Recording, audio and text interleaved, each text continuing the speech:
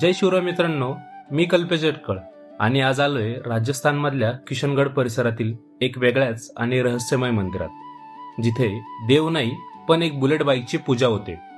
होय मित्रांनो, आज आपण बोलणार आहोत त्या अनोख्या श्रद्धेबद्दल, बुलेट बाबा मंदिराबद्दल. कथा साधारणपणे 1988 सालची आहे.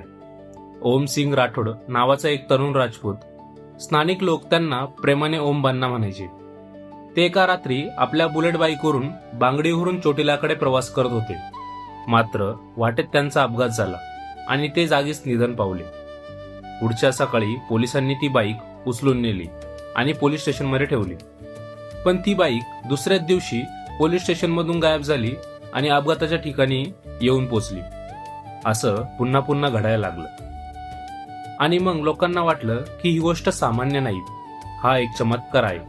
स्थानिक लोकांनी त्या ठिकाणी एक लहानसं मंदिर बांधलं आणि आजही हे ठिकाण प्रवाशांसाठी श्रद्धेचं केंद्र बनलं आहे. लोक बाईकला तिलक लावतात, लाल दोरा बांधतात, प्रसाद अर्पण करतात. काही जण प्रवास सुरू करण्यापूर्वी इथे थांबून प्रार्थना करतात, कारण त्यांना विश्वास आहे की ओम बान्ना आजही प्रवाशांचे रक्षण करतात. मित्रांनो, श्रद्धेचे खरे सौंदर्य असंच असतं. कधी देव मूर्तीमध्ये असतो, कधी झाडात आणि कधी अशा एक बुलेट बाईकमध्ये, जी आजही लोकांना सुरक्षित प्रवासाची हमी देते. हा अनुभव सांगायलाच हवा होता.